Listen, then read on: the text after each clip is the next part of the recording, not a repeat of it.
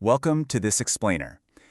I am absolutely thrilled to have you here today because we're going to unpack a story that honestly completely changed the way I look at human behavior. Have you ever caught yourself doing something, maybe at work or in your community or even just around your own house, and when you finally stopped to ask yourself why you were doing it, your only answer was, well, that's just how we've always done it? Yeah, we've all been there. But today, we're going to completely shatter that mindset. We are exploring a truly fascinating narrative, all about conditioning, invisible boundaries, and the unseen rules that literally dictate so much of our daily lives. And trust me, this isn't just a story about animals. It's a profound mirror reflecting our own society. So get comfortable, clear your mind, and let's jump right into the tale of monkeys and mindsets. Okay, let's dive right into this. Why do we follow the crowd? I mean, it seems like a pretty simple question, right? As individuals, we love to pride ourselves on our independence. We really like to think that we're making highly rational, deeply calculated decisions based on the actual facts in front of us. But if we're really truly being honest with ourselves, how much of our daily behavior is actually just a reaction to the people around us? How much of our path is simply walking in the exact same footprints of whoever came before us without ever once questioning if they were even going in the right direction? To understand this deeply ingrained psychological puzzle, we have to look at a classic behavioral experiment. And that brings us to phase one, the setup. Picture this. You've got a large, secure cage in a laboratory setting. Inside this enclosure, the researchers place a group of monkeys. Right in the dead center of the room, there's a tall ladder. And sitting at the very top of that ladder is a beautiful, tempting bunch of fresh bananas. Now, naturally, you can probably guess what happens next. A monkey spots those bananas, his instincts kick in, and he immediately heads for the ladder. He starts to climb. But the very second he does, the researchers trigger a mechanism, and freezing, ice-cold water is aggressively poured down. And not just on the monkey climbing, but on all the monkeys in the cage. It's a massive shock to their system. So, once they dry off, another brave monkey decides to try his luck. He takes a single step on the ladder, and boom! Again, ice-cold water absolutely drenches the entire group. This is rapid, harsh, and immediate collective punishment. It really doesn't take long for classical conditioning to take hold here. Soon, the monkeys make the association, the ladder equals terrible suffering for everyone, and as a result, they completely stop trying to climb. Which brings us to the state of tragic irony. The bananas remain, but the climbing stops. I mean, the reward is highly visible. It's sitting right there in front of them, smelling delicious, perfectly ripe, but the learned fear of that freezing cold water has completely paralyzed the entire group.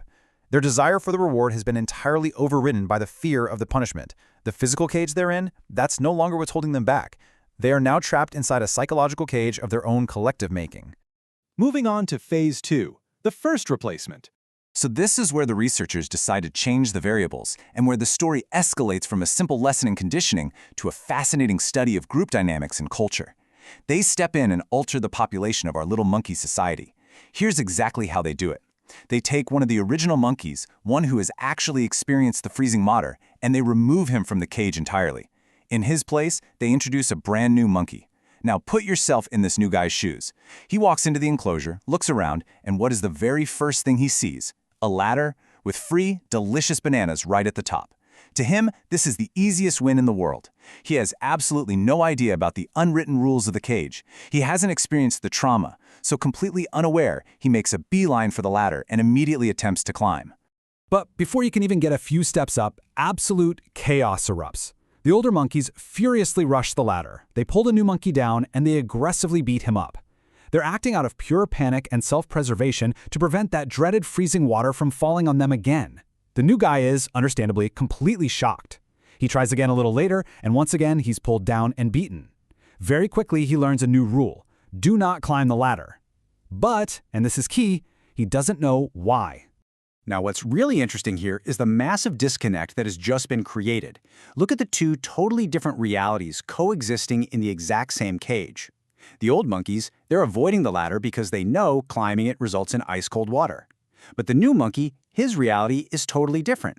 He is avoiding the ladder simply because if he touches it, he gets beaten up by the group.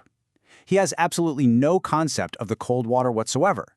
The behavior is exactly the same, avoiding the ladder, but the underlying knowledge and motivation, that is completely fractured. Which leads us perfectly into phase three, a blind tradition forms. So the researchers, they keep going. They continue their process of systematic replacement, phasing out every single member of the original group one by one. Here's how this timeline plays out. They swap out a second old monkey for a new one. The second new monkey tries to climb and boom, he is immediately beaten. But here is the kicker. That first new monkey, the one who never experienced the cold water, he actually joins in on the beating. Then a third new monkey is introduced. He tries to climb, he gets beaten. By swap 4, you have a completely self-perpetuating culture of violence. Even the monkeys who were previously beaten for trying to climb are now the absolute most enthusiastic attackers of the newest monkey. They are violently enforcing a rule without having a single clue why the rule even exists in the first place. Eventually, the researchers replaced the very last original monkey. Just look at this astonishing final state. 100% of the monkeys in the cage are now new. 0% of them have ever felt the ice-cold water. Literally not a single monkey in that cage has ever been punished by the researchers. Yet if you were to introduce a brand new monkey into that cage today, they would brutally beat him for trying to reach the bananas. They are blindly, fiercely enforcing a law, and if they could speak and you ask them why they beat anyone who climbs the ladder, their answer would undoubtedly be, "I don't know, that's just how things are done around here." Phase 4, the shocking reveal. Let's just pause for a second and take a breath.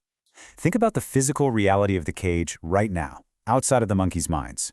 So the crucial point is, the researchers had actually removed the cold water bucket a long time ago. The danger is completely, 100% gone. There's no threat. The bananas are sitting right there, perfectly free for the taking. All they have to do is climb. But they don't.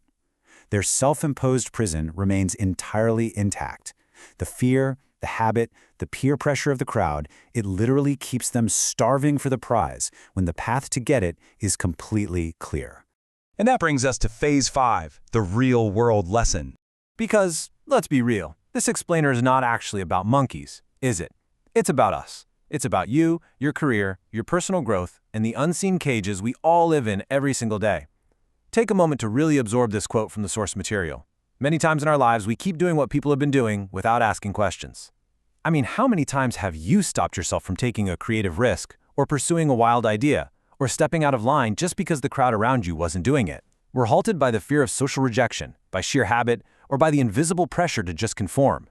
We become the new monkeys, enforcing rules on ourselves and others without ever stopping to verify if the cold water is even still there. And this brilliantly illustrates a vital truth you absolutely must carry with you. Old traditions, they aren't always right. And new steps, they aren't always wrong. Just because an entire department at your company has executed a process the exact same way for 10 years doesn't mean it's the best way. Actually, it might just mean they got sprayed with cold water a decade ago and are too traumatized to see that the bucket has been removed. You simply cannot blindly assume that the status quo is the absolute ceiling of human potential. So how do we actually break the cycle? Well, the source material gives us a remarkably empowering, highly actionable roadmap here. First, don't stop just because others haven't gone there. A lack of footprints does not mean a lack of opportunity. Second, ask questions. Challenge the unwritten rules. Ask, why are we doing this? And who says we can't do it differently? Third, seek the real truth. Find out if the threat is actual or just perceived. And finally, have the courage to move forward. Honestly, it takes a lot of guts to be the one who steps onto that ladder when everyone else is glaring at you. Because at the end of the day, the ultimate takeaway is this. Rewards go to those who think differently from the crowd. The bananas are sitting right there. The opportunities for innovation, for happiness, for massive success. They're waiting at the top of ladders that everyone else is just too conditioned to climb. Breaking away from blind conformity and having the sheer audacity to question the norm isn't just a nice idea. It is absolutely the fundamental key to extraordinary achievement. I want to leave you with one final provocative thought as we wrap up this presentation. Really ask yourself this. What invisible bucket of cold water is holding you back today?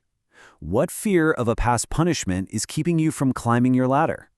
It is time to analyze your own unseen rules. The bucket is gone, the water is dry, now it's totally up to you to climb. Thank you so much for joining me on this explainer, and until next time, keep questioning everything.